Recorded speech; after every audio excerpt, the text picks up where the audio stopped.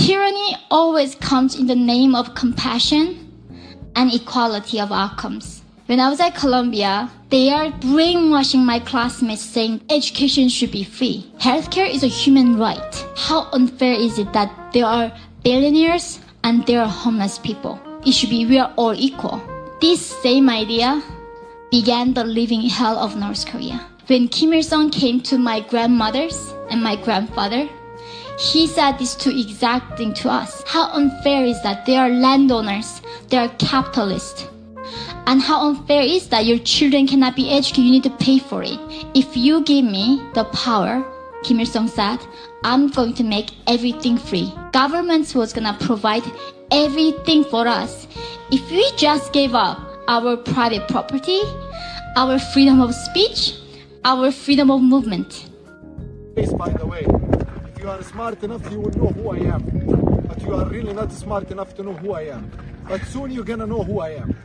Very easy. Wow, very easy. The entitlement. No, believe me, I'm much better than that. Was first made a few years ago. Congresswoman Ilhan Omar tried to knock it down by calling it absurd. Then when the media turned up a wedding certificate, Omar went silent, refusing to make any comments at all, saying she does not talk about her family or personal life.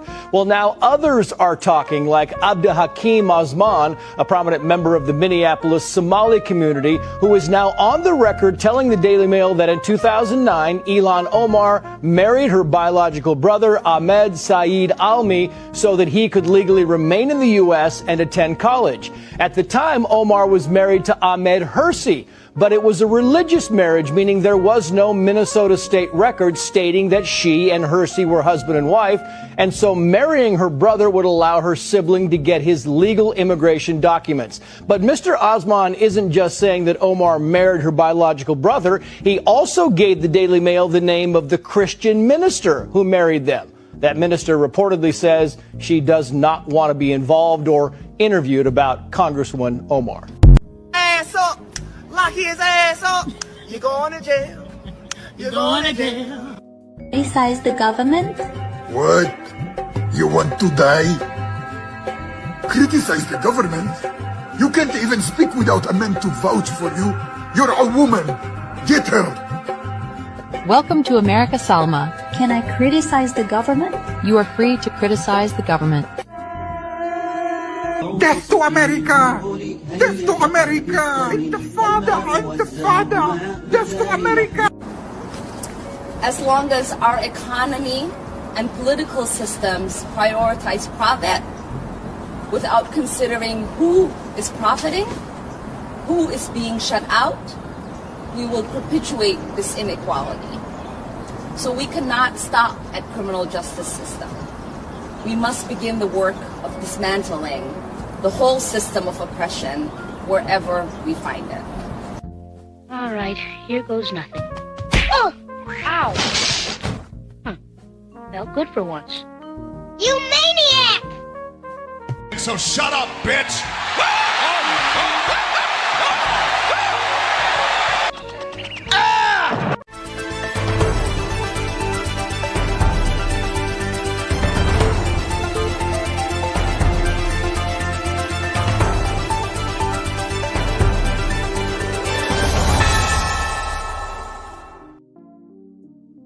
All right. Good morning, good afternoon, good evening. Wherever this video finds you, welcome to Tix. The internet is good. I'm gonna try to get y'all up to speed, but I just have to. I have to come at us because us is the problem. Us is the problem. Us is the serious problem. Let me break this, and this is why. Okay, let me show y'all something. This is why I have a problem with Umar Johnson type Negroes, which has unfortunately infiltrated Black male society. Because let's be honest, that we're separate from females. That's been established. That European white lesbian feminist ideology, it separated Black men from Black women. there is no more conscious community. There is no more black community. It's just aggressive individualism. That's the one thing that Umar said that I can agree with, is that what we have is aggressive individualism. Of course, he said it trying to scam people out of money for a school, but I say it as a collective. So this is a prime example of what I'm talking about here. And I'll show you exactly why we have a problem within ourselves that we need to fix. You know, since, you know, I'm a failed Manosphere channel because I don't spend hours upon hours talking about why black females that I don't qualify for, why they don't love me. So I'm going to show you the real political spectrum in which we're dealing with, in which we are ushering in our own demise. Let's go. Hello. Hey, beautiful. Where you joining in from, my queen? Connecticut. What part of Connecticut? Fairfield, Connecticut. Fairfield is closest to what major city? Is that Hartford or another city? Where you at? Bridgeport, Hamden? Where you at? Not far from Bridgeport, though. Not far from Bridgeport. I got you, my beautiful queen. What's on your mind today? Okay, so I've been on TikTok just browsing through a few lives and having a few arguments because I feel... Now, keep in mind,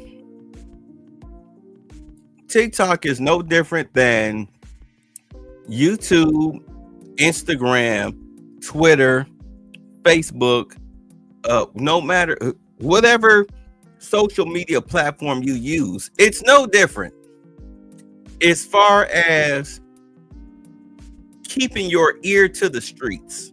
Do you understand? Because a lot of people use TikTok as a diary. Women, most especially, and those men who are effeminate in nature, like unconsciously, they use TikTok as a diary because that's their platform of choice. Just like a lot of males or men use YouTube as their diary or their therapy, however you want to label it. But they're always telling their business on social media. It's funny to hear people dismiss something, yet people are building their platforms. They're paying their rent off of these social media platforms. But let's go. So that black Americans are not being seen in a political stance. Like we have skin folk in office, but they're not black Americans. But they're skin folk are not because I feel that black Americans are not being seen in a political stance. Like we have skin folk in office, but they're not black Americans, but they're speaking on our issues as if they are our voice, and how that is wrong. And when I speak something about it, everybody's having a problem with it. Like it's a major issue for us because you don't have the black experience. My perspective, and I like to get your insight on my listen closely, because I'm a Pan-Africanist. I come from a different angle. Okay. You know what? Hold on. Before I let him cook, I'm gonna tell you something about Pan-Africanism. For those of y'all who don't know my background, I'll explain it. And there are elders on here who can vouch for it. My father and my stepmother owned Culture Communications, which was a pro-black or conscious bookstore back in the 90s. Okay, we closed our doors in 2001. Sold the inventory to my stepmother's cousin. He shelved it in his basement, and then, you know, it's now an internet business, which I don't know what the hell is going on with it. At any rate, a lot of bookstores bought their inventory from us, the video inventory, in order to grow. All right, because we were the #1 library, because that's the way I saw the bookstore. We were the #1 library in the world when it came to black education because of the video catalog that we had. We only had 1,500 tapes, 1,500 plus tapes. But I'm sitting up here 2, 3, 4 o'clock in the morning filling up U-Haul boxes, the tall U-Haul boxes of tapes, because people were ordering stuff like crazy. I'm not humble bragging. I'm telling y'all the truth of exactly what was going on in my life in my 20s, in the 90s. So here I am thinking that if I was to, in my 20s, looking at how life would be in my 40s and 50s for black people, that we would, based on those boxes I was filling up, the people that we were bringing in for lectures, all right? I mean, the money, what's up on Sunken One? The money that we were making hand over fist just by accident. I swear to God, I went back because I moved from Atlanta. I'm back in Atlanta. Our store is gone. I'll never forget when I moved back here in 2019, and one of the first places I went was our old store, which somebody turned into like a computer business. And I walked in there and I looked around and I said, good Lord, all that magic happened in this tiny little space, at least in the up front part, not in the production area in the back, but just in the up front spot. I was like, you mean to tell me this tiny little space did all of that magic? You gotta be kidding me. You gotta be kidding me. But looking at the outcome currently, I'm like, we pretty much did all that for nothing. We did all that for nothing because black folks seem to have regressed. We've gotten stupider, especially amongst quote unquote conscious circles. This is why, like, I'll talk to some of my closest friends. When I talk to them, the bitter was bagging up Phil Valentine and Bobby Hemmett. Right. I mean, come on. I'm the guy that's calling Khalid Muhammad, collard greens Muhammad, to his face, and he smiled, and we hugging each other. You know, what's up, man? We go over to a beautiful restaurant. He get a vegetable plate. We sit down. We just talking, chopping it up, laughing. He got a crowd no matter where he go. But this my boy. You understand? Hey, man, we got the drumming circle over at Soul Veg cross street. For those of y'all who know Atlanta back in the 90s, the Soul Vegetarian Restaurant. Hey, man, we got a drumming circle Friday night. What's up? You coming? Yeah, he come. He show up with his hoochie mama because he loved the hoochie mamas. And my friends, you know, they over there drumming, you know, everything. We having a good time. The freaking non-alcoholic drinks are flowing. We having a good time. 2, 3 o'clock in the morning.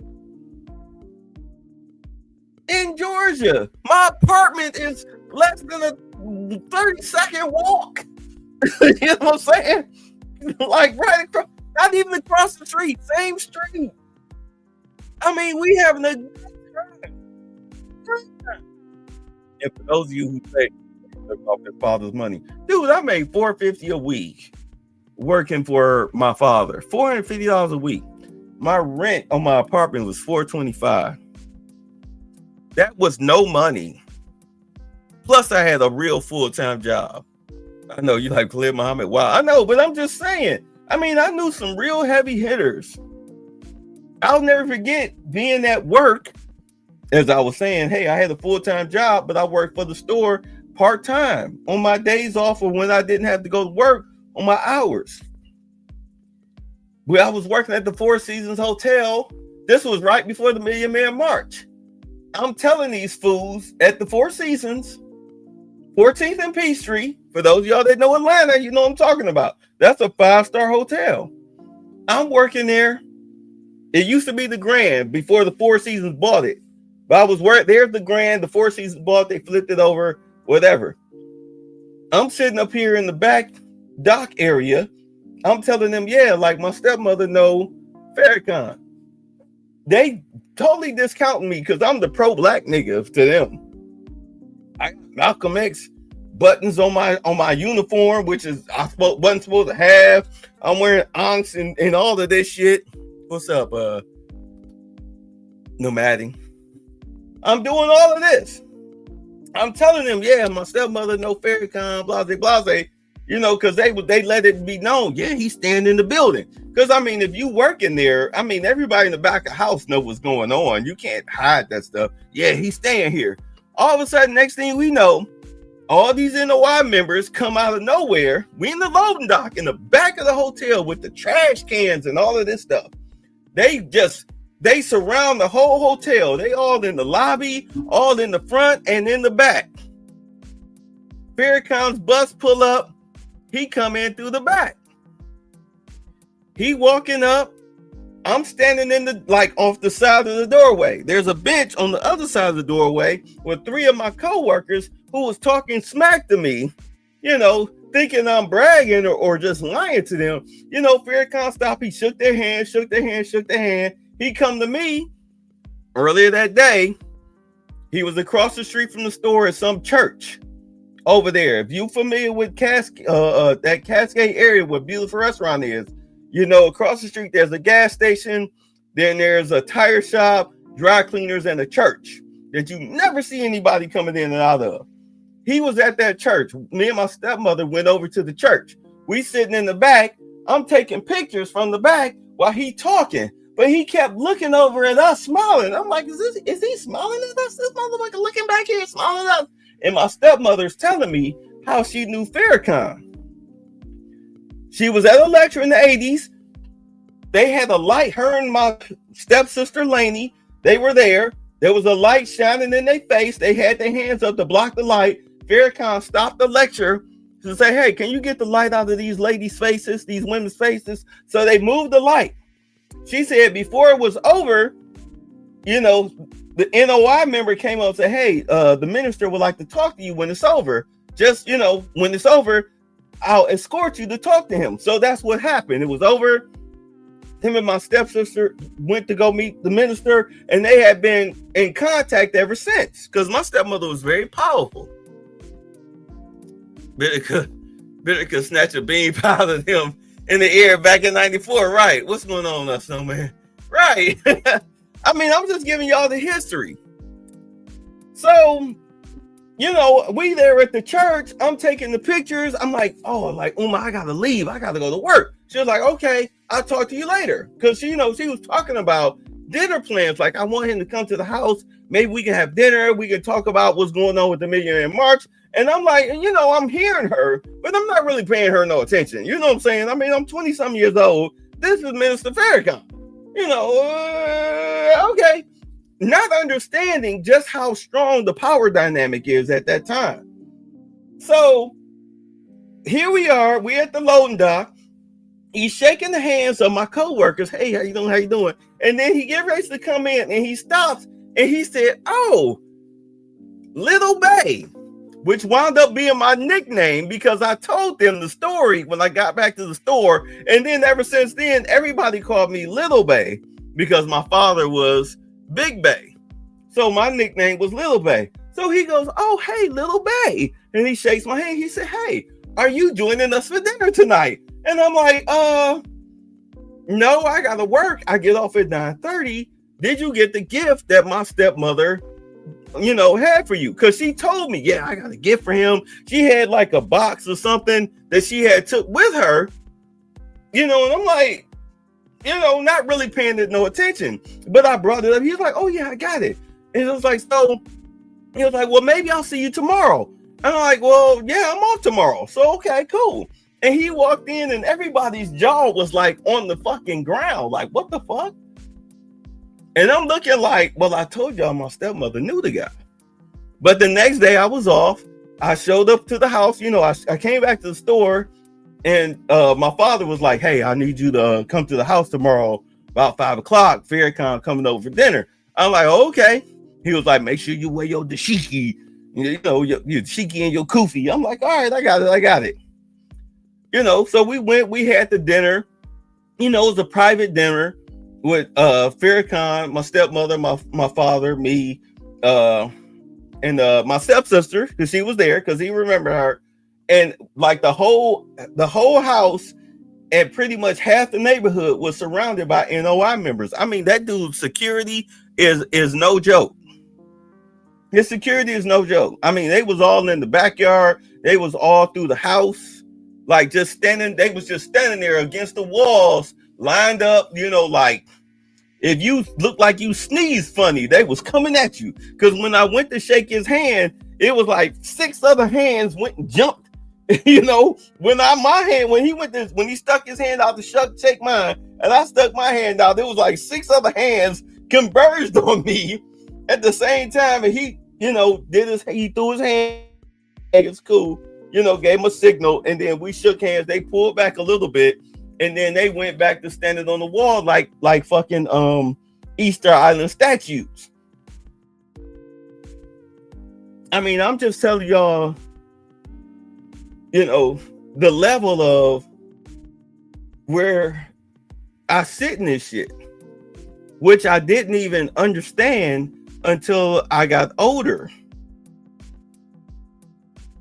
I had no idea the power dynamic that I was sitting on, but the knowledge base that I was absorbed in, that I was taking, I fully absorbed that shit. I didn't give a shit what Bobby Hemmitt was saying, just for the record. I give a fuck about the Kundalini chakra of the 3rd crystal of the moon, of the catharsis of super Motep. I don't give a fuck about none of that shit. Do you understand?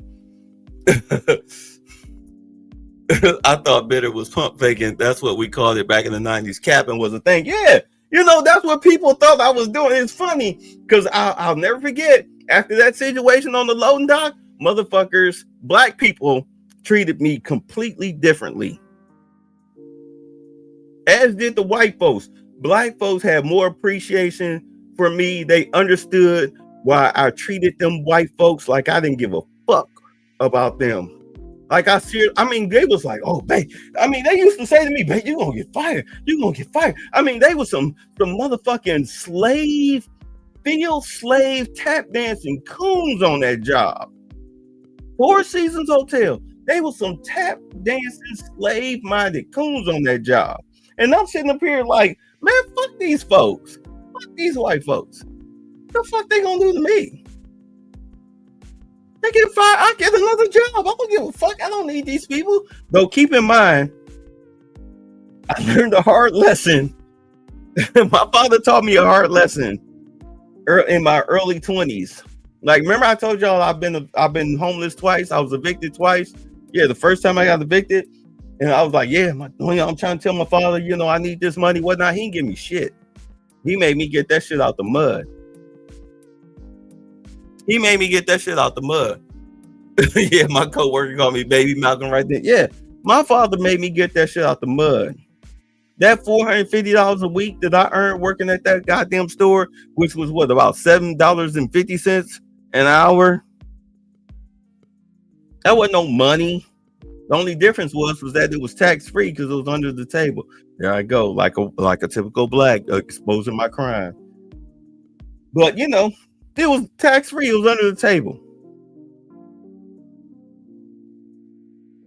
That was no real money.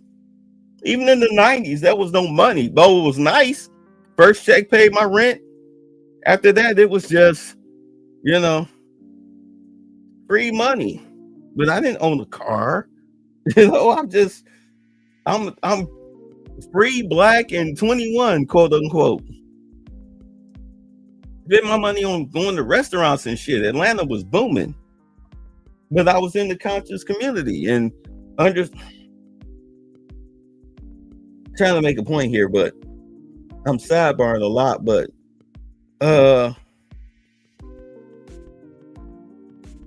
understand that being in Atlanta in my 20s and being what I would say a mildly attractive brown-skinned guy with access to girls from Spelman and the AUC and whatnot, when it comes to this manosphere shit that's been going on since 2018 to 2020, whatever. Yes, I am a failed manosphere channel, quote unquote, because I've never had a problem getting my dick wet. That's a loser nigga problem, not mine. Not mine. Since high school,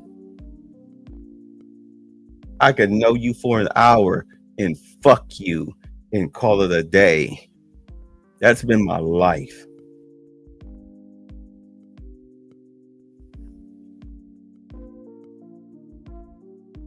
That manosphere shit, why don't she love me, man? That's for losers. To me. That's why you saw I never did hours upon hours upon hours of videos talking about the ills of why black women don't love black men. Like, nigga, to bottom line that shit, you get what you're qualified for. You get what you're qualified for. And whatever is attracted to you is what you stick your dick in as a man. Unless you pay for it. I've been engaged 4 times. Only one of them did I actually, love her more than she loved me. The second one, the one that I should have married, got her off of the strength. That apartment that I said that we was at the drum circle with Khalid. I'm 30 seconds away from it, 2 minutes from the store, to be honest. My first fiance that I should have married, I met her on the strength of a bottle of water. 4 years later, she was like, marry me or else. The chick I met in high school, 10th grade, we like 2 years graduate.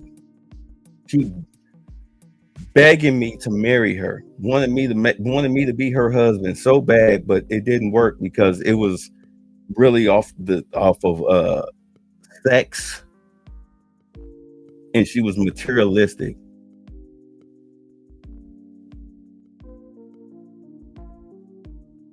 And she only loved, like Snoop Dogg, you don't love me, you only love my doggy style. You know what I'm saying? Other rim type shit. No, I'm just being honest.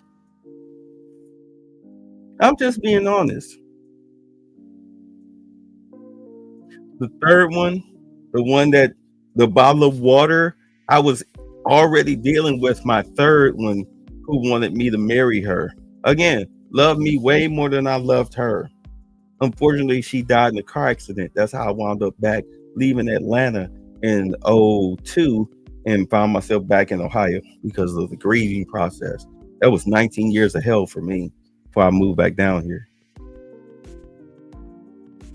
Because she was a damn good girl. She was a good girl. She made a great wife. It was like a reverse Mary Jane Gwen Stacy for me. I rejected Mary Jane and had Gwen Stacy, but I ignored Gwen Stacy, and Gwen Stacy died on me. But Mary Jane had moved on. It was a reverse situation for me, if I was to really put it into terms that you could understand. But I was grieving, so of course I expected her to move on with her life.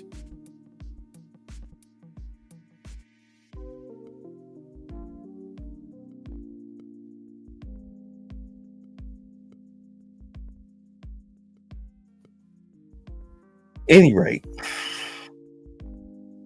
yeah, I didn't have problems with women. Losers have problems with women.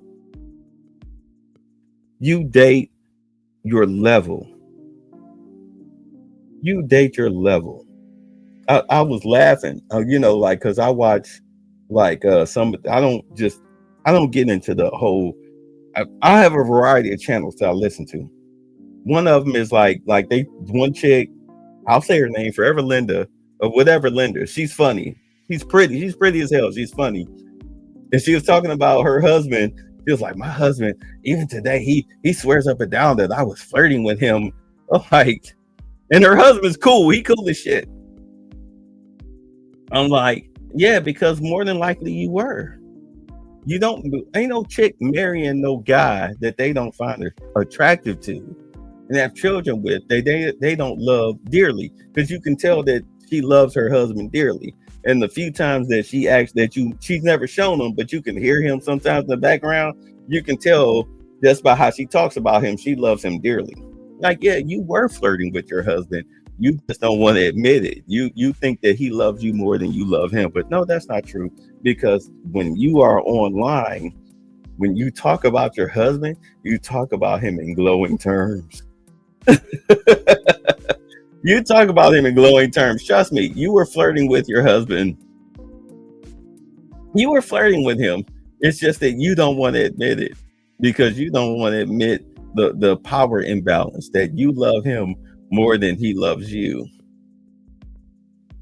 And that's the problem with manosphere dudes, that you's like, oh no, you all right, man. Just on that kiki. You have to understand that you have a lot of males here in this space, in this quote unquote black manosphere space, that have never had a woman that actually loved them more than they've loved that woman. They've never had a chick fight for them. They've never had a chick actually truly care about them. And a lot of them have a lot of emotional damage from their mothers. Biggest things that I say offline to some of these guys I talk to, I'm like, the biggest problem with that these guys have with women is that they never want to confront the problems that they've had with their mothers. So therefore they take it out on females who are just like their mothers, which unfortunately for them, these are the type of women that they are attracted to. And I'm gonna tell you right now, I've known since I was a teenager what my mother was about, and I was never attracted to the type of woman that she was. I only once did I date a woman that was like her as far as mentality, and trust me, that shit did not last. I packed that bitch's shit in her car and sent her back home to her fucking mama and grandmama in less than a month, because I was trying to fit a square peg into a round hole. But every woman I've dated in my entire life, and from 13 to now 54, only one has fit that mold. The problem is you have too many manosphere black males. They don't seem to understand that they are trying to date their mother. That's one of the biggest things that is brought out in like the Sigmund Freud type situations, that you're too busy trying to date your mother. Fuck your mama. Figurative. Fuck your mama. Date outside the box. Date outside the box. But the problem is that most of her single mother raised, right? I've only had it once in my life, and I took it for granted, right? And that's the hard part, is when you take it for granted and then you lose it and then you're stuck with it. Trust me, the Hispanic chick with the bottle of water who 4 years later was like, marry me or else. I'm sitting up here, I'm living in Google it, Candler Loft in Atlanta. I mean, me and my best friend, he had the hottest video business in the United States as far as coming out of the South. Do you understand? I'm sitting up here, I'm making buku money with my photography business and shit. Bruh, we throwing parties every month. I was truly living my bachelor lifestyle. And here I got this Hispanic chick who would cook for me, and she had a clean place, and she was all, hey, you need to do this, you need to do that. Like, she would pro-nag me. There's a difference between a bitch who nags you trying to cut you down and a woman who's nagging you because she wants you to do better. There's a difference. You know the difference. You should get this, you should get that. Why are you doing this? Why don't you use this to do that? But you understand when somebody is a helpmate and somebody that's just trying to cut you down. There is a difference. She was a helpmate, but I was in the mentality that I wasn't there yet. Biggest mistake of my life. But she messed around one day, saw that I was advancing, and like, yo, marry me or else. I was like, I got a girlfriend. And I'm in my bachelor life, even though I have a girlfriend. I blew that. Everybody does that. You take it for granted and you destroy yourself. You fuck it up because you're short-sighted. I can tell y'all this because, I mean, I'm a black man. I speak on black improvement. I want black men to do better. I want black men to do better because the only way we as a black society can form a community is for us to do better. And it doesn't matter whether you do better with a black female or not. Once you have the power, everything else falls in line. Do you understand? When you have the power, everything else falls in line. This is why this manosphere shit is a joke to me, because you got a lot of 2-bedroom garden apartment, no bunch of broke ass niggas who, if they got fired today, they would get evicted in 2 months, sitting up here complaining about women. The fuck? Nigga, you are nobody. You have nothing.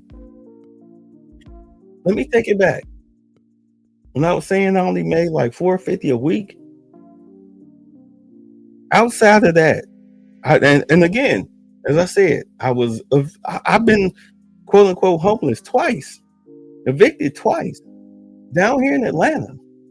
We got this store. I'm meeting Farrakhan. I'm friends with Khalid, Phil Valentine. You know what's up, my nigga? I'm picking them up from airports and shit. I mean, we making money hand over fist, but yet here I am in my 20s and I'm homeless 2 times over. I mean, think about that Think about that for a hot second. I want you to understand something here. We're sitting up here, buku tons of cash, but I, the one working in the store, I'm homeless twice. How does that happen? I told my homeboy, I said, let me tell you something, bro. You know, because I'm still responding to somebody saying in Charles's chat, you lived off your father's money. Do you have any idea how much? I'm going to tell you all right now. In the heat of us being so successful like that as a business, all the way up to this very day, I moved down in 93. So from 22 to now 54, even up to 54, do you know how much money my father has given me that I didn't earn working at that store? I'm going to tell you right now. I let trucking raise me on dealing life consequences as a trucker. I'm going to tell you right now. From 22 to 54, outside of earning the money that I earned from working at this store. And keep in mind, the second time I was homeless, he was living with me. How much my father gave me in my life, how much money he gave me in my life. Despite sitting on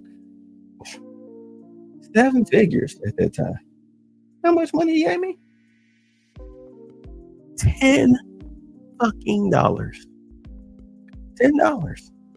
Because I was living in a rooming house. I think it was like 94. I was living in a rooming house in 94. I moved down here in 92, 93. I was living in a rooming house. And one of the guys that lived in the house went and stole $10 out of my stash when I went to the shower. I'm working at Hardee's on Cascade and Alum Creek. It used to, right across from the Checkers, it's now a hair beauty supply store there where that Kroger's is. For those of y'all that know Atlanta, there used to be a Hardee's right there. I was working at that Hardee's. The dude stole $10 out of my rent pay. I needed it. My father came down there and he gave me the $10. That was the most money he's ever given me in my life. $10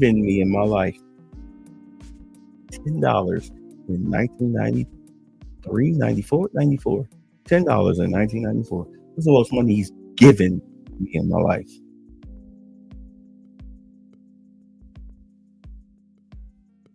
Trust me, I know how to get it out of the mud. When Goody Mob in the discount. Yeah, I remember Goody Mob. Like, same with my pops. He had 2 bars, multiple rental properties. He made me get it for myself. Exactly. Made me get it for myself. That's why I laugh about the whole Shedeur Sanders thing. He's such a fucking nepo baby. But at any rate, as I told y'all, after that second time, I worked 2 jobs. I realized that 2 jobs was the way. 2 jobs was the way. So from 26 to 48, 49, 50, worked 2 jobs my whole life after that. If not 3, driving the Uber, 3 jobs. I'd be goddamn if I ever had to depend on anybody, because the one thing that he taught me was that you can never depend on anybody for nothing. Depend on yourself. Just because somebody else got it don't mean they owe it to you.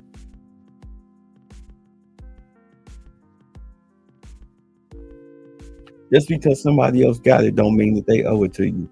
It's 2025. How the fuck you can't? There are people that make money just by eating potato chips and other crunchy foods online. They call it ASMR, audio sensitive something MR. I don't know what the fuck it means. I know it's just audio sensory. But there are people who will put a camera on their mouth with a microphone and just loudly eat potato chips and other crunchy foods, celery and whatnot. And they get paid for that because people get off to that. You got people that'll get off to pop balloons. Pop balloons. There are people that who will pay you to watch you play video games. There are people that'll pay you just to watch you do your talent, be it a violin, a musical instrument, puppetry, whatever your talent is. There are people that will pay you to do that. You just have to find a niche.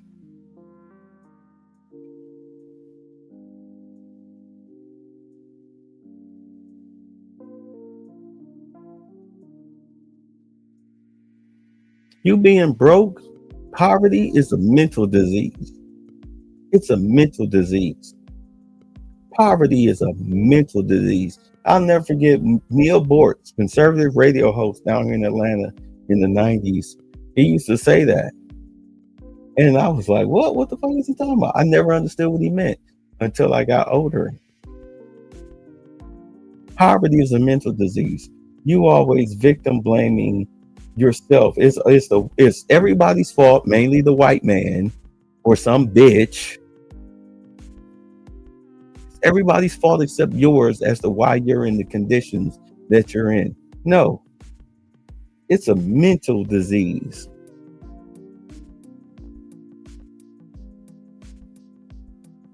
But that's what happens when you victimize yourself. Yeah, fetishes. Say video games make 7 figures a year by playing video game consoles. Facts. We live in a capitalist society with no business. That's weird. Right. I bought a PS5 on Black Friday because I figured I'd treat myself. I'm trying to hook it up to these streaming services so I can have the gameplay on the streaming services just to see how it'll pop. Because my political channel on TikTok does okay. It does okay. And all I do is just post headlines mainly from Ground News. I mainly post headlines from Ground News, and motherfuckers they be eating that shit up. I get a check from that. I got a check right now. Matter of fact, I got money sitting right now. I haven't claimed yet. I'm waiting on them to sell TikTok because I don't trust China. I don't trust them with my bank account. So I'm waiting for the sale to go over to see if the money will switch over. And then I'll put my banking info on there and collect all that money that's been sitting up there just collecting. Because all I do is just post articles from Ground News. I use a couple of hashtags and shit just be, collecting. Yup, on Twitch and YouTube. You can play PS5 from there. Right. That's what I'm waiting. I gotta hook it up. I gotta hook it up to the computer. You know what I'm saying? I'm just right now, I'm still kind of having fun with my PS5 with the Madden. But I'm gonna. I got to switch it over. Apparently, I got to switch it over here to Twitch. I got to put it on Twitch in order for me to make money on it. But I got to switch it over here to the computer so I can put it on TikTok, so that way people can see the gameplay, because people love the gameplay. I mean, simple shit. I mean, it's so easy to make money nowadays. It's ridiculous. And I'm like, and the PS5 is just a hobby, but I'm looking for it to pay for itself within 2 to 3 months. Everything you spend your money on that you consider to be a leisure should be an investment. I was watching somebody, some dude, I've never seen him before, but he was talking, he had a landlord, some chick talking about how black people use their victim mentality as an excuse as to why they don't pay their rent or whatnot, or why it's late. And he was saying that it's really pathetic that in today's day and age, where you can literally just make money just by blowing bubbles out of a fucking 50 cent, them little, little child's little dip the bubble liquid and blow it. You can make money just doing that. You ain't wrong for not trusting it with your data. I tried to tell that Roger, but he said PlayStation isn't an investment. That's because he doesn't know finance like that. What games that you play the most? Dude, only game I don't even play the Madden. I let the Madden sit in franchise mode. I build the teams, I make the trades, and I let it play itself. I don't even, right now the shit is going in the other room, in the media room. I'm sitting here in the computer room talking to y'all. Your shit is playing itself. Playing the Bengals. No, they're playing the Dolphins. Oh wait, no, hold on.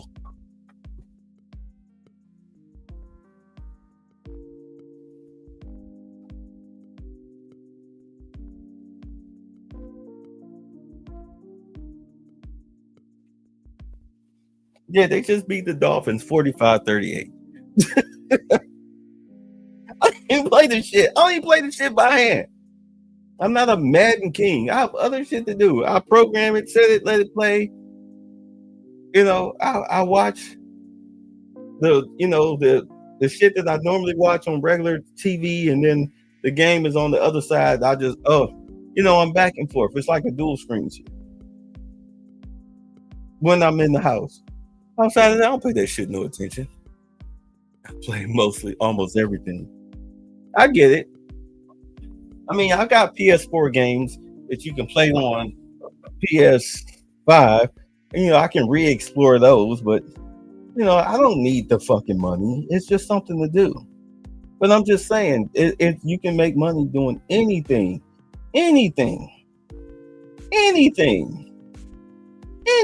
people are so starved for entertainment, it's ridiculous.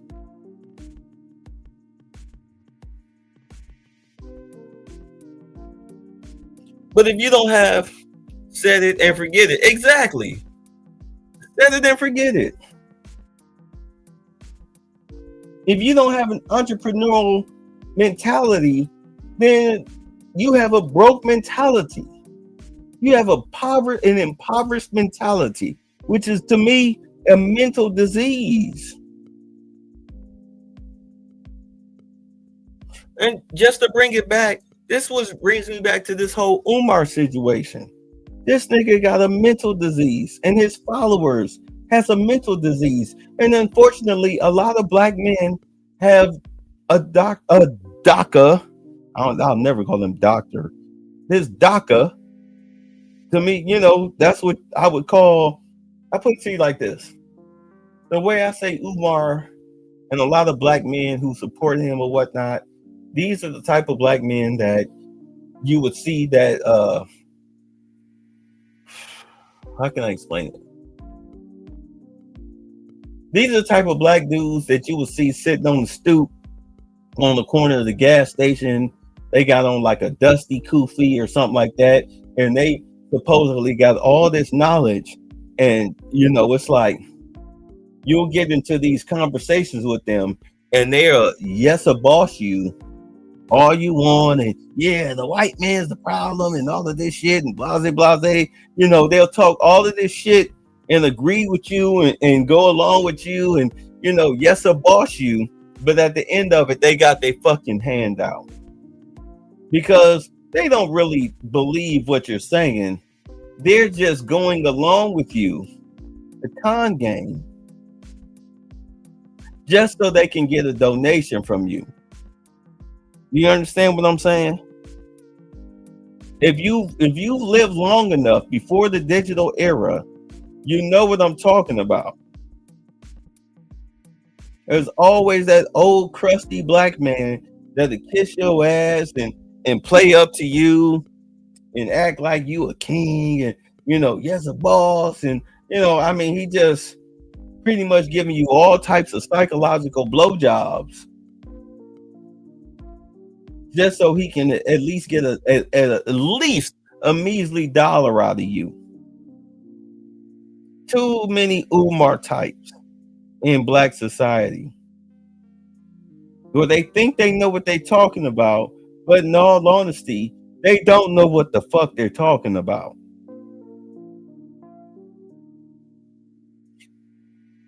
Especially those who have been raised in a Democratic/Confederate society. Too much CNN and MSNBC and The View. You know, do understand that these networks are geared towards your emotions. They're not geared towards facts. They're geared towards your emotions. Just like today. Well, really yesterday, but it's a big story today where Jake Tapper, CNN, they called that black guy that they caught that planted those pipe bombs for January 6th that didn't go off. I mean, this dude, let me explain this story to y'all for those that don't know. 5 years ago, some dude planted pipe bombs around the Capitol on January 5th that didn't go off on January 6th. The FBI hunted down all these people, whatnot, over-prosecuted people. Trump gave a lot, not everybody, but he gave a lot of the people pardons. But the pipe bomb dude was the biggest story that the Biden administration tried to bury. Well, the Trump administration picked up the investigation. I don't know if y'all remember this, because do understand some of these people that y'all listen to that think that they know what the fuck they talking about in these pro-black conscious circles, they don't pick up on this shit because, you know, they watch too much fucking CNN and MSNBC and other left-leaning news sources. So therefore, they don't know what the fuck they talking about. This is why on this channel, we go straight to the press conferences. We actually listen to what the motherfuckers in power are saying, not the talking heads.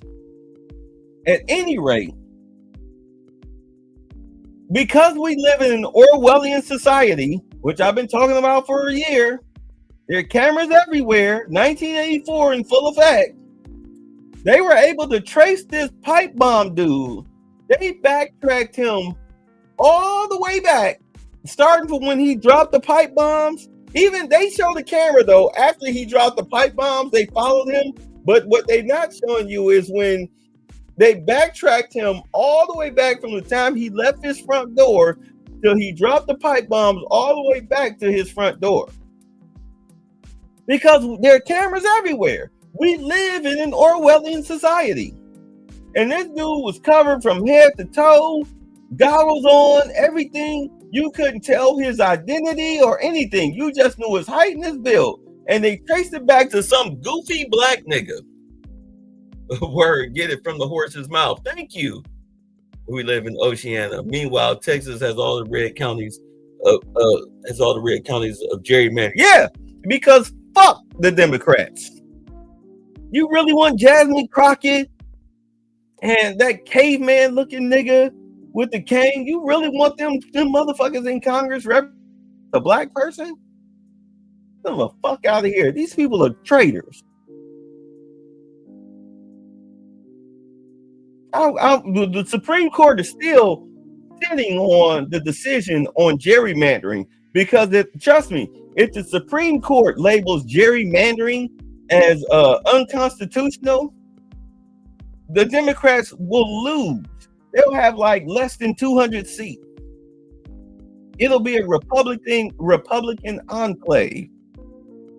I think they'll have like 180 seats if they decide that gerrymandering is illegal, is unconstitutional. California will lose the most. California and New York and Chicago, Illinois will lose the most seats because they're the most gerrymandered states in the United States. They'll lose a fuck ton of seats. They'll go to Republicans. That was a very stupid thing. It was as stupid as trying to get the Epstein files released. It didn't work out. It's not working out in the Democrats' favor. So the Democrats trying to send a case to the Supreme Court about gerrymandering based on racial lines, considering how the Supreme Court has shown time and time again, ever since Trump got elected, that these racial hierarchies or whatnot is unconstitutional. It's racist. It's racist. Yeah, if they decide that gerrymandering is racist across all 50 states, that the Democrats lose seats. They lose seats. Yeah, Green, Al Green. Thank you. Yeah, he does look like a Neanderthal. The irony is Jasmine Crockett and Al piece of shit Green is supposedly pro-black for Black Americans. But what happened? They don't give a fuck about us. They just talk in blue. Well, Al Green is an idiot, but Jasmine Crockett speaks in blackface. You know, she's the ADOS Kamala Harris. She pretends she black. She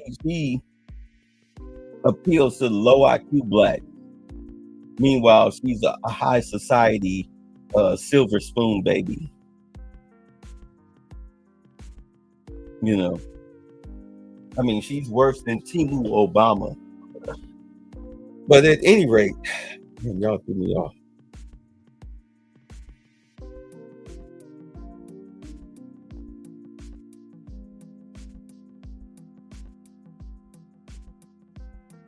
Coming from the dirt, being in the trenches, you understand that, especially in where I come from with the whole conscious community, whatnot, you recognize frauds when you see them. We had a lot of frauds come through our door that didn't get any recognition from us. Umar is a fraud. Umar is a fraud. All of that Pan-Africanist shit, that shit is a fraud. Africans do not see us as African. Us ADOS or what? Let's see, American Descendants of Slavery, ADOS, and what's the other acronym that we're supposed to be using now? Whatever. We're not those. We are not Africans. Africans do not recognize us as Africans.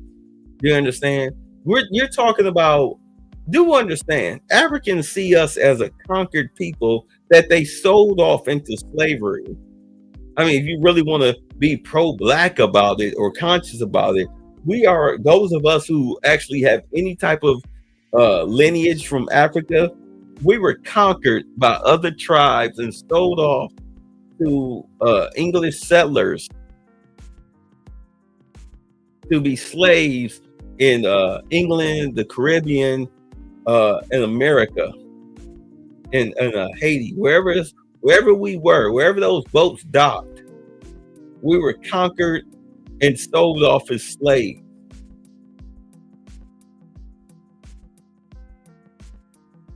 Not a one of you can trace your ancestry back to where you can call Auntie Umfufu and go sleep on her couch overseas.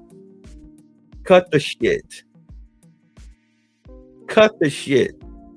There's no such thing as Pan-Africanism. You take your ass over to Africa It's no different than taking your ass to South America or the Philippines or Malaysia or whatever the fuck you're going with a U.S. passport. You are just a walking ATM machine. You may be wrapped in a different skin color, but you are a walking ATM machine, especially in Africa, the scammiest fucking continent in the world.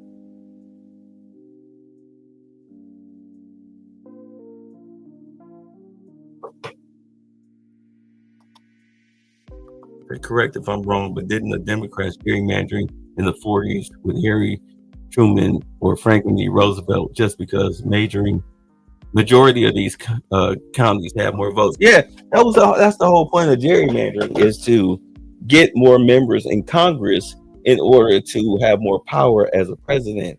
Because you get more members in Congress, you also get more members in the Senate, so therefore you can get things passed. This is why we had that whole shutdown for nothing, because you had 53 members in the Senate that voted to keep the clean CR, which is really just, the budget to keep that rolling. Meanwhile, you needed 7 Democrats in order to vote to keep the government open to pass the budget. But it was a shutdown for nothing, because what it was, the Democratic base, as far as the lunatics or the foreigners or whatnot, they wanted to keep Medicaid going, which is a scam. Medicaid is a scam. That's how the Democrats right now, this whole drug boat thing coming out of Venezuela in this Medicaid situation and the welfare situation, I mean, do understand Minnesota is really just the tip of the iceberg as far as the financial scam that the Democratic Party has been running. Because when Trump shut down USAID and the Department of Education, and also eliminating all of those Social Security numbers over the age of 120 years old, and then working backwards from 120 down, because in a lot of counties, they're making you reapply for your SNAP benefits because it's illegal for illegals to receive SNAP benefits. You have states where they don't want to turn over their data concerning SNAP benefits or whatnot and Medicaid because they're running a fraud, and they know if they turn it over, do understand that a lot of political figures in power are going to go to jail. Minnesota is just the first example of that shit. Ilhan Omar will be deported, if not jailed, and stripped of her money. That's why this bitch is running around trying to say that Trump is racist. And that's why I've been telling y'all, black folks, stop saying this racist shit. Ever since 2020, white cops and that that y'all claim y'all fear have been handling y'all with the kiddiest of gloves. The justice system have been letting goddamn repeat offenders out on the street. That's why the Iranian girl getting stabbed by that piece of shit was a big news. The chick that got set on fire on the train in South Carolina, or no, Chicago. That's big news that they're trying to bury. You understand? Because these are repeat offenders that they're using for these scam NGOs.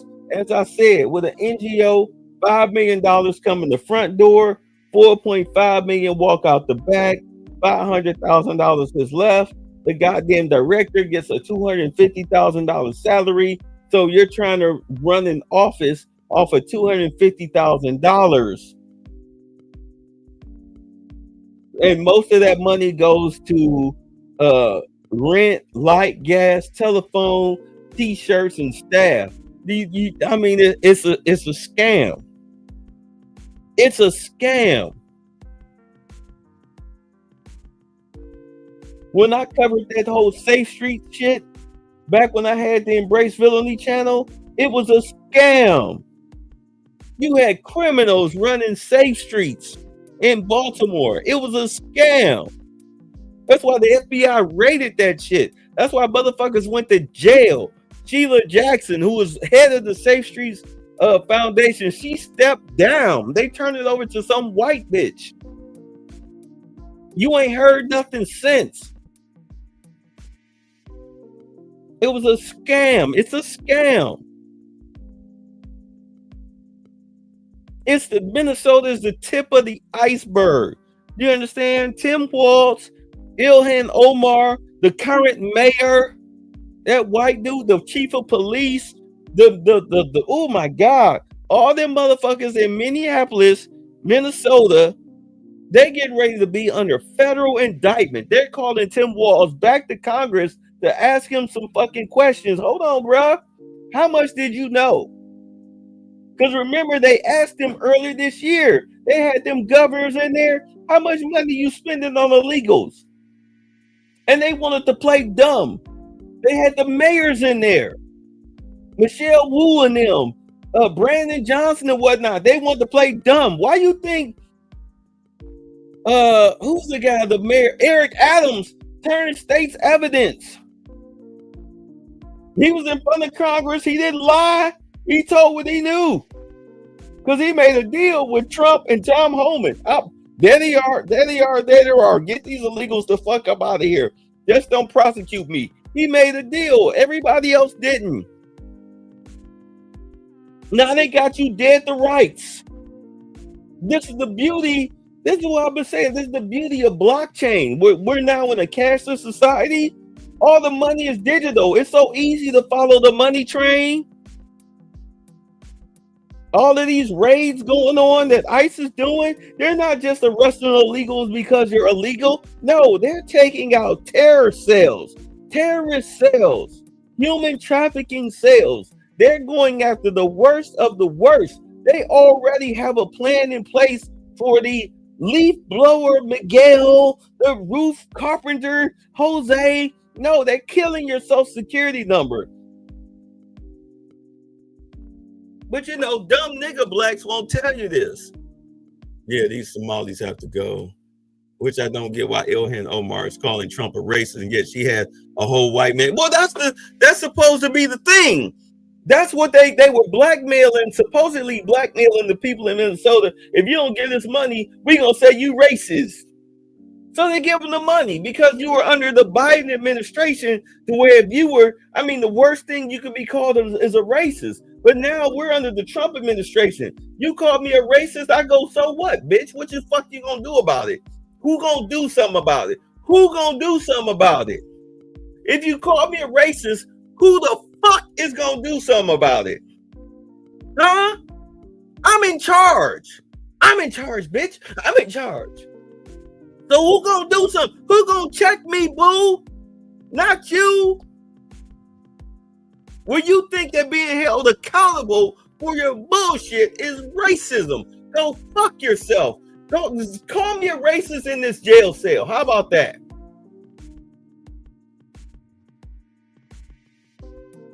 They don't give a fuck.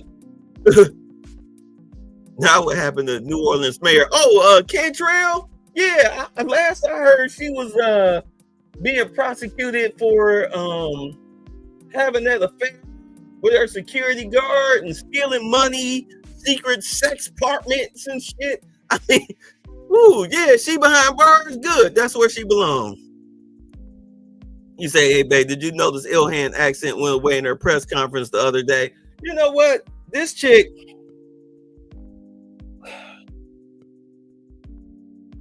she's so scared. She was with Jake Tapper. She was.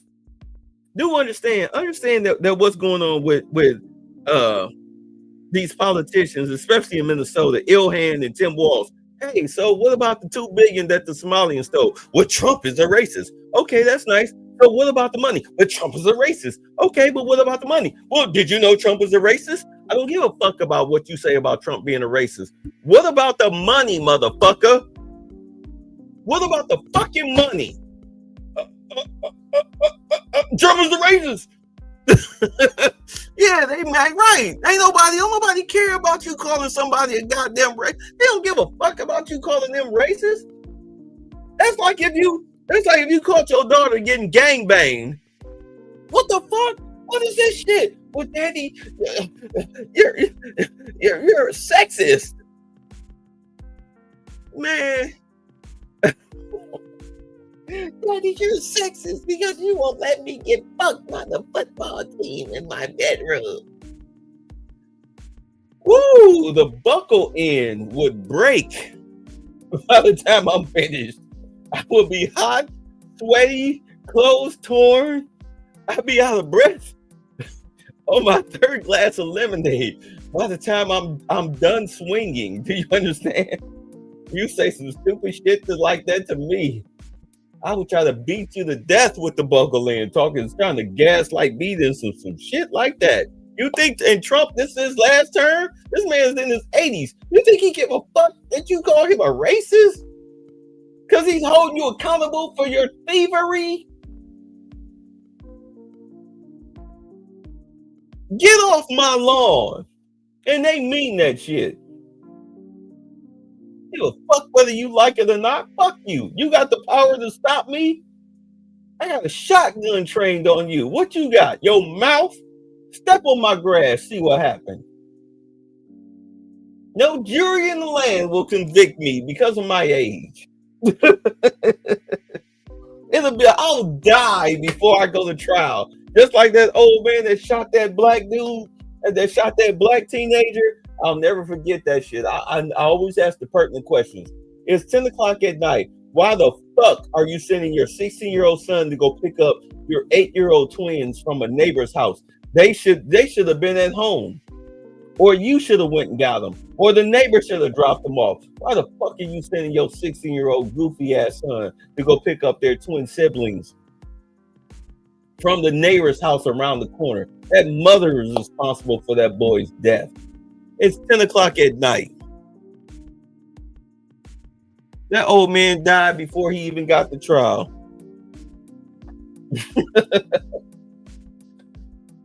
Okay, let's get back to this. Listen to what this nigga got to say. So I see all African people as family, no matter where they come from, right? With that being said, yes, one race. With that being said, I see nothing wrong with look at the look on our face of the family handling their own private business, as long as it doesn't take away from the collective unity of the entire family. Let me give you an example. You see the look on her face? Let's say you have a grandma who had 10 kids, right? You can tell she want to click off because she know this nigga talking stupid. Each child has their own family. They got their own children. They got their own grandchildren. Yeah, look, now he gonna try to black female nigga news explain this point. And trust me, it sounds so fucking stupid. I know I'm cursing a lot, but understand this motherfucker irks me just like people. They irk me. A lot of black men irk me because I've had to be around this type of black male. This type of black male. Being in the circles in which I come from, I had to listen to this bullshit and had to slap it down almost on a daily basis. Because I swear to God, black males, the problem is you've been so raised, single mama raised. You sound so fucking stupid when you talk. You sound so fucking stupid that when you talk, there's not a lick of manhood in you when you talk. All I hear is your bitch ass mama come out of your mouth when you talk. That Democrat shit. You sound like a bitch. I'll let him finish. I'm in a place for each child to be with their own children, handle their own issues in their own house, right? So what goes on in my brother's house is my brother's business. It is not my business. What goes on in my sister's house is my sister's business. It's not my business unless they come to me and ask me to get involved. But at the same time, they still my family. We not enemies. I don't have to disassociate from them. I don't have to demonize them. I don't have to weaponize my experience against them. We still keep in mind, come to find out, Dr. Umar, remember his daughter got beat up? It was because of him that his daughter got beat up. He sicked his quote unquote Goonie Goons on his daughter. The first night, the girl ran up on his daughter. The daughter whooped the bitch. The day after, the chick pulled up with a few more people talking about some what's up now. The girl didn't know what was up, his daughter, and she got jumped. Remember that she made that video? She bleeding all out of her face and she had to go to the hospital and shit. Yeah, because Umar's quote unquote Goonie Goons jumped his daughter. And he had nothing to say about that. This piece of shit. The one family. My issue with some American Africans, because I do not use the word Black American at all. I am an African. I am an African in America. American. Look African at her face. Me. So, for us who are the descendants of the Africans who built this country, who have a unique history in America, a unique situation, I see no problem with us saying, hey, we got some issues that our African immigrant brothers and sisters cannot represent us on because they haven't walked in our shoes in this country these past 400 years, right? Right. Yes. I don't have a problem with that. Okay. I do not have a problem. Okay, but what about them speaking for us in government? African immigrants in public office, okay, who are speaking for the American African. I don't have a problem with that. If they're speaking for me, see the look on her face. Since when do African immigrants speak for us? Since when do African immigrants from Africa speak for us? When did they do that? When have they ever done that? She want to go eat. Oh, you didn't know that? Yeah. That's why Lennon Horner, sometimes y'all need to peep Lennon Horner's channel. I don't watch it a lot, but when I do, like I watch Lennon Horner for like background noise, like if I'm like reading or I'm working on some shit or whatnot, you know, online, I'll listen to a background music, background noise. But yeah, you find out a lot of shit about the dirtiness fucking do, because I mean, everything that I wind up hearing Lennon Horner say about Umar, I hear a lot of these motherfuckers out here call themselves pro-black or conscious or whatnot. They Umar need to worry about it. It's cover story for that scam. So that's why she looking at him like that. Appropriately. But in addition to that, we should also have American Africans who know the struggle speaking for us. So I agree with you. It doesn't seem to be, they don't seem to be the ones that get in those positions. Let me finish this point and I'm coming right to you. Nigga, you ain't got no point to finish. If you say, Dr. Umar, I need more American Africans represent me in a political theater, I'm with you, right? American, I'm with you. But I'm also going to tell you, don't demonize the African immigrants who are there. The problem is not that they're there. The problem is we don't have more American Africans speaking up. Well, we do. But here's the problem. Does Brandon Johnson speak for us with the shit that he's done, where he dumped these illegals into black communities, mainly the South Side, and then turned around after he said he wouldn't raise taxes, specifically property taxes. But what he did was he specifically raised property taxes in predominantly black areas in Chicago more than 2-3 times their annual payment.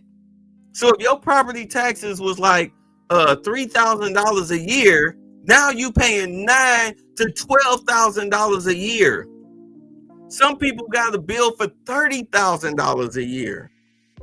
I mean, a significant increase in the property taxes in black areas. He didn't touch the white areas of Chicago, not predominantly white. He touched predominantly black areas in order to steal these people's homes through eminent domain and then turn them over to illegals.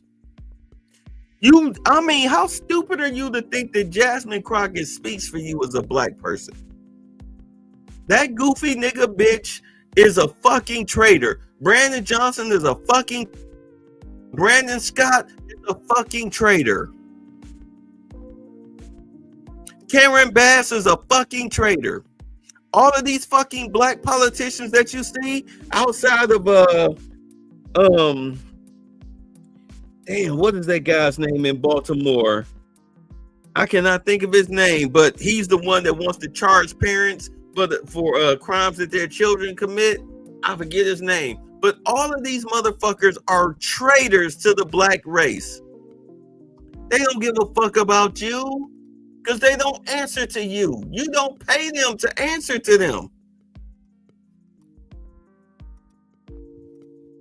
move. Get this shit out the way. Oh, there we go. These people are, yeah, Brandon Scott. Yeah, these people are traitors. Yeah, she looking funny at him because she know he's talking bullshit. They come here and don't fuck with us. They see us as lower than. Address instead of asking us for the olive branch. Yeah, because do understand that just because this whole black and brown coalition, let me explain something to you. Just because you fucking Jose's sister, or you go and buy enchiladas at his taco stand, or you smoke some weed and drink with him, or he's your co-worker, or you go to these fucking Africans little corner store and get your Swisher Sweets and you know, your can of beer, you know, or some chicken wings, or some lottery scratch offs, or some bag of chips or whatnot, or 10 on 6, and you laughing and joking with them, don't mean that they're your fucking friend. Especially these Muslims from Arab countries, your biggest enslavers. These motherfuckers are not your friends. I mean, didn't we just watch black women losing her food truck to a legal immigrant that he easily got benefits from the federal government, and black women is pissed? Yeah, I remember that. The chick was trying to sell her truck. The dude who bought the truck off of federal fucking government funding and turned around and made a profit off of that shit. Totally scammed her.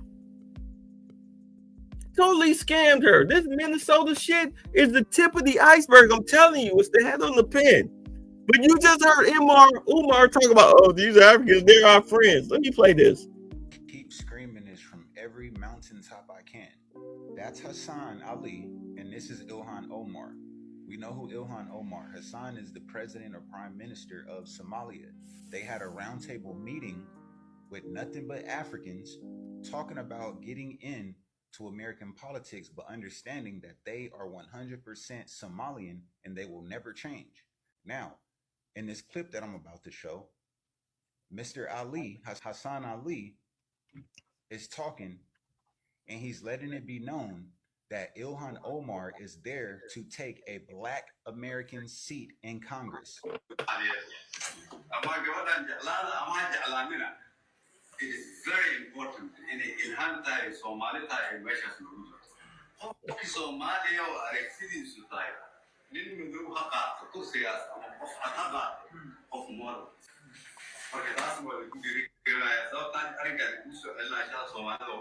They are not here to be our friends. They are not here to fight for all black people. They are here to fight for Somalians. That's it. Those are not my words. It's their words. It's their actions, right? So before y'all jump on here, look, just another jealous black American. I'm not jealous of anything. We can't be beat. We're undefeated here. That's something y'all forgot. Mind you, this shit was on camera. So I want to know what y'all got to say about that. I already know that black Americans have no allies at all. We don't have friends here. We don't have allies here, especially Africans. It's sad, but it's true. And it's not coming from us. It's coming from you guys, because you guys come over here to this country, automatically look at us as enemy number one. Then you get caught on camera doing this kind of shit. It's absolutely crazy, but I love when people show their true colors. Please tell me who you are so I can believe you the first time.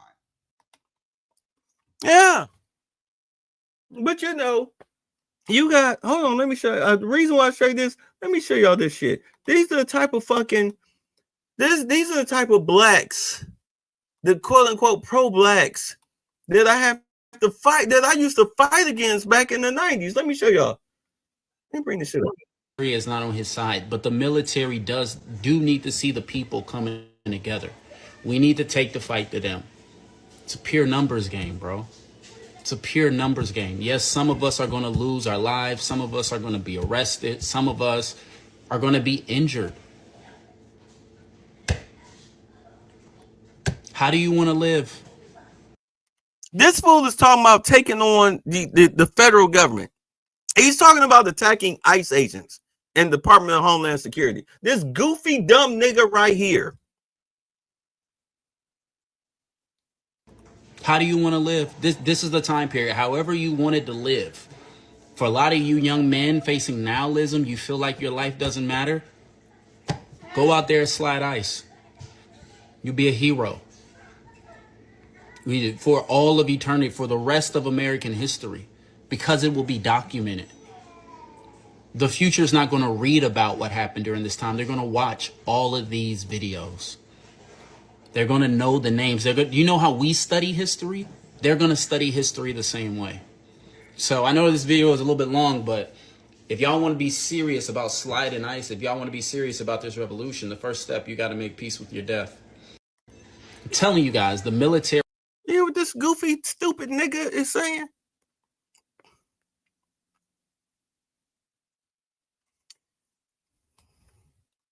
He say he cut from the same cloth as soft black males who won't join the army to learn how to fight.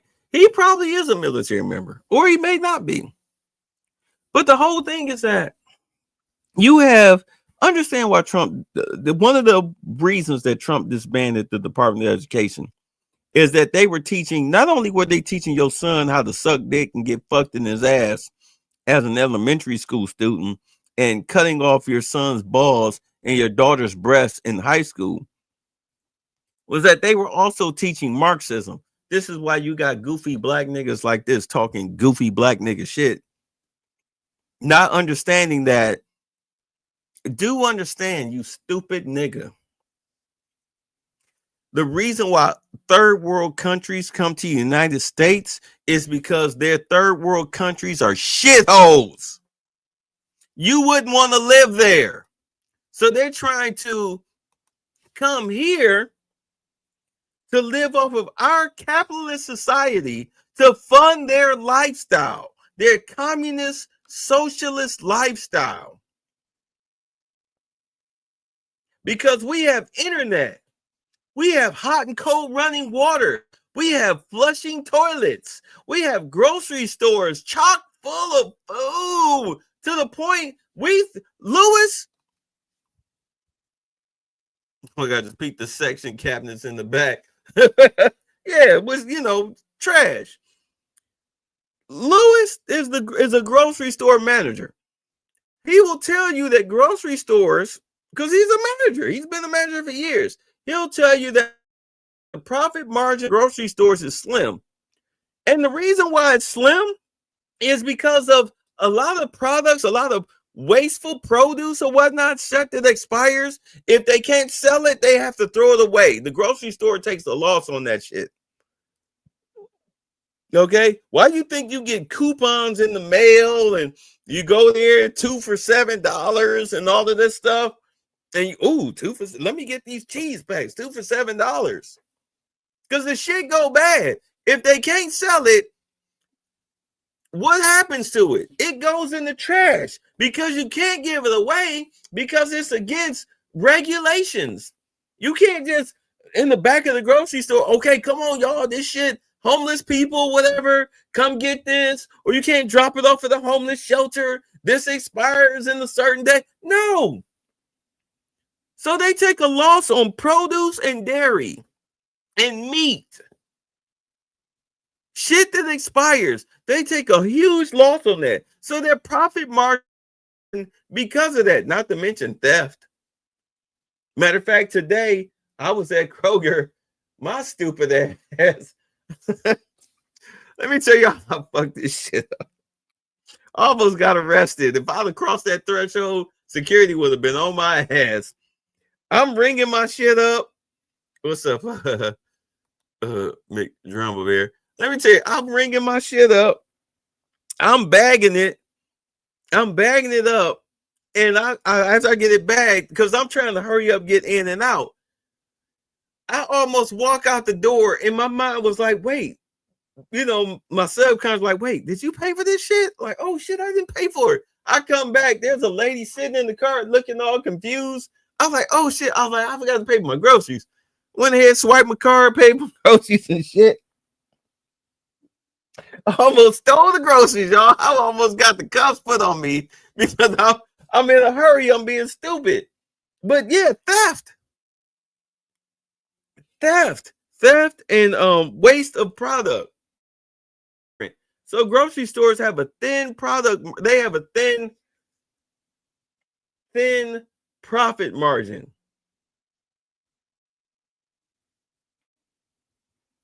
You understand? They have a thin profit margin. You go into a socialist, communist country, do understand that they're not going to be stocking grocery stores like that. And you, as Black Americans, or whatever the fuck you want to call yourself, you're at the very bottom of the economic totem pole. In other words, based on the metrics, you are a useless fucking eater. You're a useless eater. You contribute nothing.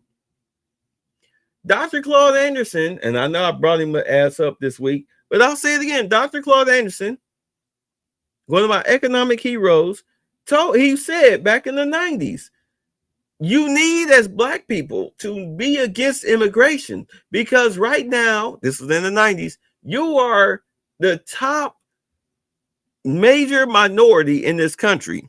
But the more immigrants that come in, no matter what country it is, be it Asia, Africa, or South America, eventually you're going to find yourselves at the bottom. And if you're at the very bottom, what happens to you? Think about it. When you are downtown or somewhere and you see a homeless person and they got their hand out, do you give them $1? Do you give every homeless person you see $1? Do you put something in their cup? When you go to the corner store and you see a homeless person, hey, what's up, man? Let me get $1. Especially now in a cashless society, do you give them $1? No. No. You got a job, you got a car, you turn on the heater, you get some gas, you get you a can of beer, some Swisher seats, whatever the fuck. You ignore them. Now picture that on a continental scale here in the US. You're at the very bottom as a Black person. You already saw what DEI was about. DEI was not about Black folks. That's why that whole that boycotting Target was bullshit. Suck my dick on boycotting Target. Because they got rid of useless Black women whose products don't sell. Your products don't sell. They're collecting dust on our shelves. Get this shit the fuck up out of here. We can make room for somebody whose shit actually does sell. But DEI was mainly for white liberal women and their gay male counterparts. Majority white. They cleaned up off of your fucking suffering. They made you the face of their financial suffering, and they collected big time. Now you have nothing. They killed DEI. And that's why 300,000 Black women lost their jobs, right? Because they did away with DEI. The bottom rung of the totem pole, they cut that shit off. Meanwhile, you had a lot of those white women keep their jobs because they were in management positions. You do hear about them losing their jobs in management positions, at least in the circles that I roll in. But they're not losing their jobs at 300,000 people at pace, because they know how to adapt. You still run around here crying race schisms because you're incompetent. Same thing that happened with Rainbow Push. Your ass got fired because you're a dumb fuck. You call Jesse Jackson. He picketed the place on the outside, but he goes to the corporate bosses inside. Write me a check. Get this motherfucker promotion and we'll go away. We'll do away with the negative press. And that's what happened. They go away. 6 months later, your Black ass get paperwork right the fuck about the job because you don't know what the fuck you're doing. This is the same shit the Somalians were pulling on the state of Minnesota. Give us the money or we'll call you racist. And it worked. Say facts. Fuck them about boycott because it never worked. No, it doesn't work. You saw what Target did. What did Target do? They gave away these gift bags full of garbage. Uno cards and fucking bullshit. The bags were worth more than the shit that was in them for 98% of it. But motherfuckers lined up anyway, didn't they? And the whole beauty of it was that they had you could win this, you could win that. You know, when motherfuckers lined up 2-3 o'clock in the morning in the cold, they got these gift bags, saw that the shit didn't have what they wanted, but what did they do? They turned around in the store and went and bought the shit that they wanted anyway, Black Friday sale, and bought the shit that they wanted anyway. No different than when them Chinese dudes, and trust me, look, little girl worked at one of them fucking beauty supply stores, had her life threatened damn near 3-4 times a week. I'm pulled up 6:50. Bitches talking about something they gonna catch her at 7 o'clock. Not one bitch pulled up at 7 o'clock. I wish they would have, but not one bitch pulled up at 7 o'clock. But you're dealing with the scumbags, the dregs of black society, black female dregs of society. But the Asian dudes, this is why Asian dudes were beating the shit out of black women. Remember that was the thing the past couple of years? Yeah, because they were dealing with scumbags, thieves, lowlifes. At any rate, the black Chinese dude beat the shit out of the black chick trying to steal or whatnot. They had to boycott. The dude threw the brick through the window. He went to jail.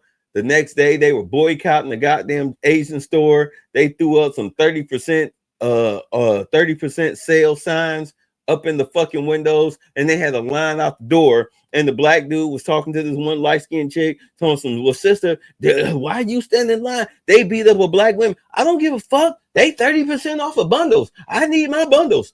Right then and there, instead of him arguing with the bitch, he should have packed up his shit, told his guys, pack it up, fellas, let's go. Pack it up, fellas, let's go. Yeah, so much for your fucking boycott.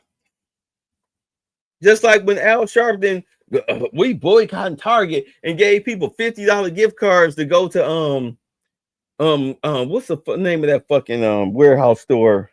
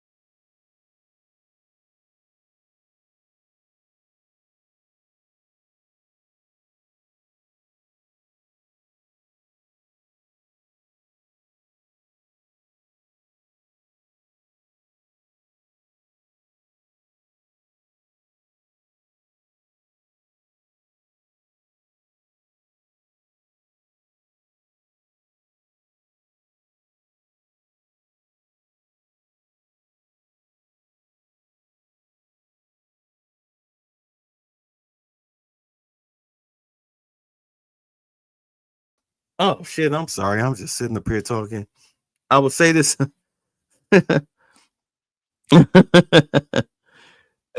My internet is acting crazy.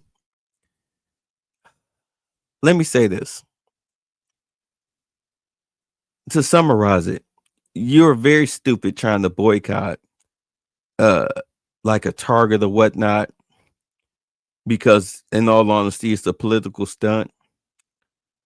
These corporations, they don't give a fuck about you. They gonna get their money. They already know your black ass is gonna show up and buy their stuff. If you don't buy it online, you'll go into the store. Nobody cares about Al Sharpton or anything like that. And you're very coonish sitting up here trying to cape for illegals. You're very coonish trying to cape for illegals who don't give two shits about you. You understand? They don't give two shits about you. You're also very coonish when you sit up here and talk shit about Donald Trump when you can't name one policy that you don't like. And when you do, it's some superficial, stupid nigga shit that don't mean nothing in the grand scheme of things. Because as I was saying, when it comes to voting, you vote. Nobody's going to give you shit. You as a black person in America, you're at the very bottom of the total poll. You are a fucking welfare recipient. You're a fucking beggar. You're a fucking beggar. So nobody's going to give you shit. You understand? Nobody's going to give you shit. So your best interest, especially as a black man, is to vote for policies that work in your interest as far as helping your data. What's going on, Jib? I ain't seen you in a minute. Now, you can't be pro-black fighting for illegal. The hotel crowd don't like when you say that. Right. Look, you need to vote for policies that work in your interest. Calling yourself trying to fight against ICE and whatnot, you sound very stupid. I mean, in all honesty, you're a traitor. No other country is going to take you in and see you as my brother, except America. This is your land. You are a 14th Amendment citizen, and they're never going to do away with that. You are a birthright citizen, and they know that. They'll never take that away from you. They'll never take that away from you. This is your land. Whether your ancestors came here from a boat after being enslaved by an African tribe and sold off to white folks, or you were a conquered native tribe, this is your land. This is your home. You can't go nowhere else. And anywhere else will treat you like a piece of shit, even if you have Muslims or Hispanics or whatever the fuck conquer this land. If they win, trust me, they're not going to look out for you. You're at the very bottom of the totem pole. I mean, they see you as the same boat as the white man that they talk about. They just don't say it because they need your stupid ass to be out on the front lines, help fighting with them. But when it's all said and done, they will line your ass up next to Wally and Beaver and shoot your ass too. You're just too stupid to understand that. You're so pro-black that you're a dumbass. You don't get it. You don't get it. You need to, quote unquote, be the top minority back in this country. So therefore, all benefits, and I'm not talking welfare, I'm talking about benefits as far as like jobs, healthcare, and whatnot, all falls onto you. Education, your whatever little benefits that this country gives, you're supposed to be first in line for, not fifth in line. No white bitch is supposed to stand before you. But you such a dumbass fucking nigga that you don't get it. You listening to these goofy white feminists who hate men, including you. They'll fuck you, but they don't like you. You're a sexual fetish. Well, those who qualify, because a lot of y'all don't even qualify for black bitches, let alone a white one or an Asian one or a Hispanic one or whatever. But for those who qualify, yeah, you're a fetish. At least on the liberal side. You are nothing but a bedbug, and you're fighting against your own best interest. And the fucked up part about it is for y'all to be so pro-black or conscious, whatever, you seem to fail to understand that every political benefit that has helped you in this country has come from the right, not the left. You ain't got to be, I mean, as much as you lapdog for Democrats and hate Republicans, I'm not saying you got a lapdog for the Republicans like you do for the Democrats. I'm just saying you need to be independent and be like, well, what the fuck y'all got going on? Oh, y'all bringing jobs into this country? Okay, well, I'm going to vote for the motherfucker that's trying to bring jobs to my county. You trying to do tax breaks? I need to vote for the person that's bringing tax breaks. I'm not voting for the motherfucker that's trying to say defund the police and bus rides gonna be free and government grocery stores. No, that's slavery. You're too stupid to understand the difference between slavery and capitalism.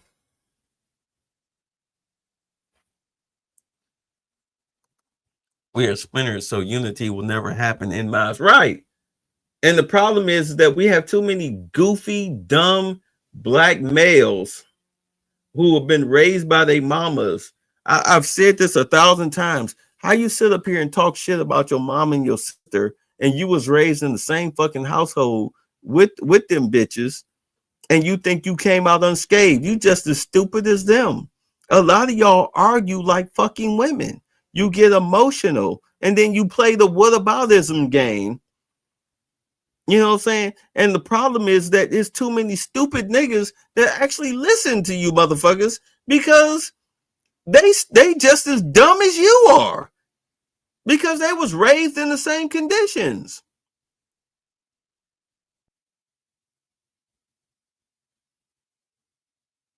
Raised in the same conditions.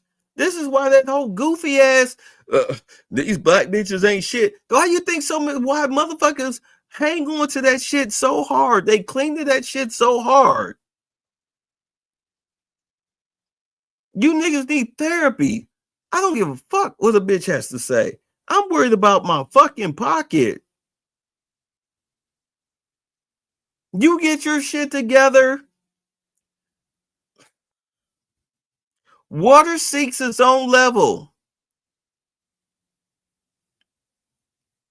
What chick you don't want to drink from a stagnant, dirty pond in the middle of a goddamn AutoZone parking lot?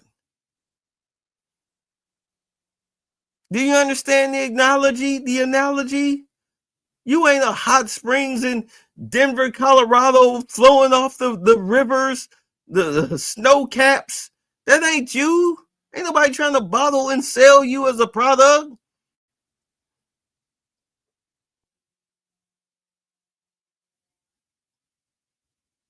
You have nothing to offer. Or pull out a blinky after an emotional tirade. Look, I walk around with at least 20 pounds worth of weight on me. And I avoid conflict. I smile. Hey, how you doing? Oh yeah, go ahead, bro. Oh no, you know what I say? You know what I say when I get into like to avoid a confrontation. Let's say like I almost run into somebody's car or something like that, or some guy trying to hey man, go ahead, man. I'm retired. I ain't worried about it. Go ahead, bro. I got all the time in the world. Go ahead, bro. I ain't worried about. I mean.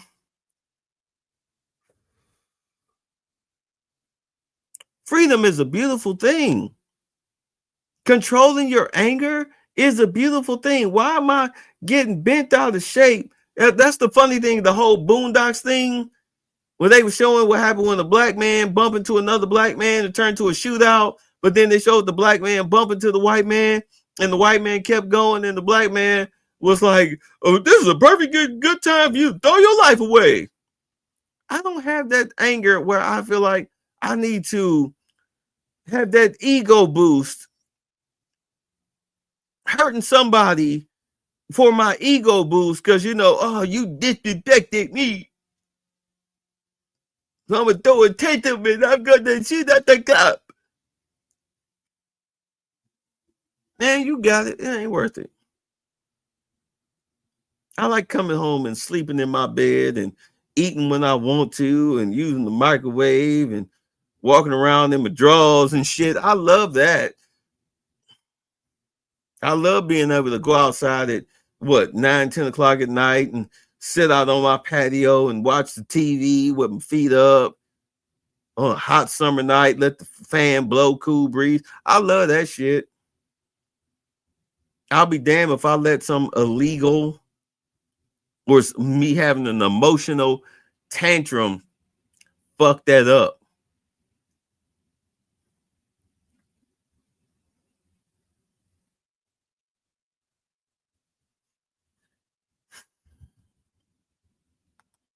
What'd you say? I was watching The Worst Hoods of Chicago, and they had an interview with gangbangers. Were asked a question about Trump, and they said Republican agenda is propaganda while throwing gang signs, but not in the gang. Man, you know what? Yeah, it's my references at work. You know what? Let me tell you something. Let me tell you something about the average black male. They so pussified and bitch made and so sissified and effeminized. I mean, y'all call it gynocracy. Y'all call it a fucking mess because, I mean, other people call it the rat community. Y'all call it whatever the fuck y'all want to. But the thing about it is that until you shake that shit off in your own fucking mental state, you are no the braggedy bitches that you talk about. It don't matter how much money you got. It don't matter where you live.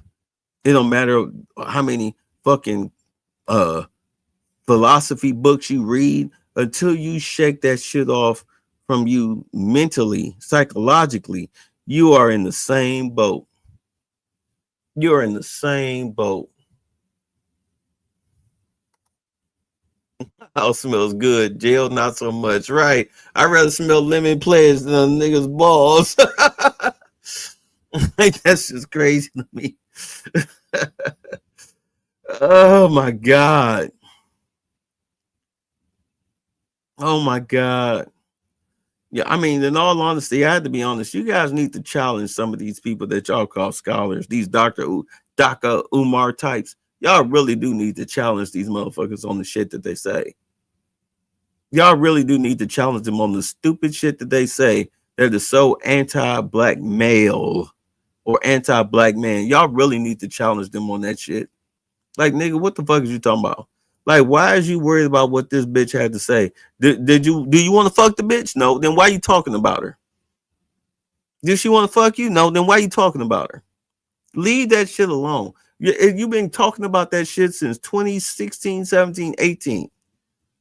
We're at a critical point right now where you've got goddamn terror cells that could be activated at any minute.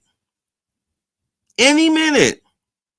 Oh, that's that white people shit. Yeah, because you think that you're unaffected because it doesn't directly affect you right now. Because you go to work, you come home, you eat your fucking little hot pocket meal or whatever, drink your beer, smoke your weed, you good. You think you're unaffected till you're not, and then you caught with your fucking pants down.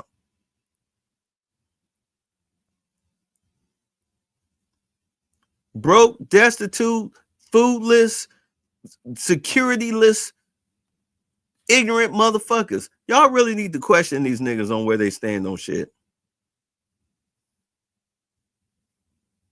You can entertain it, but you really need to question these niggas. You need to question these Umar type niggas.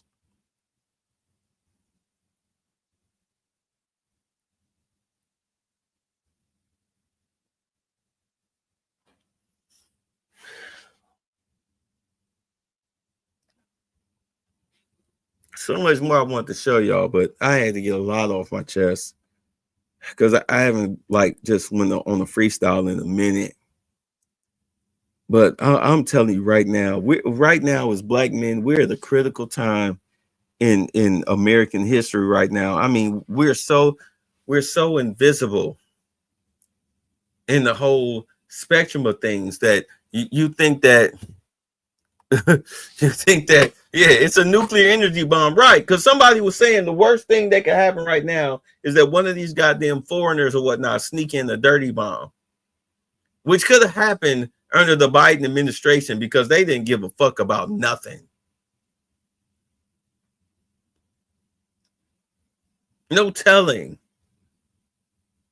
Again, ICE is hunting down terrorist cells. That's what their job is doing. They're not going after Hector with a leaf blower or Rodrigo the roofer. They're going after criminal, cartel, Somalian, Chinese,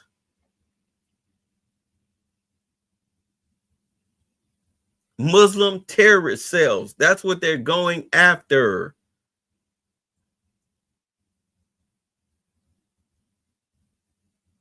This shit strike, you're fucked. Then what you gonna say?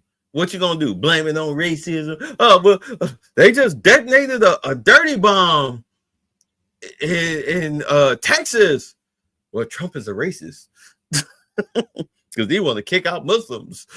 Like, shut the fuck up. Like, oh my God, you should be a human wind chime for just speaking such stupidity. You should be a human wind chime for speaking such stupidity.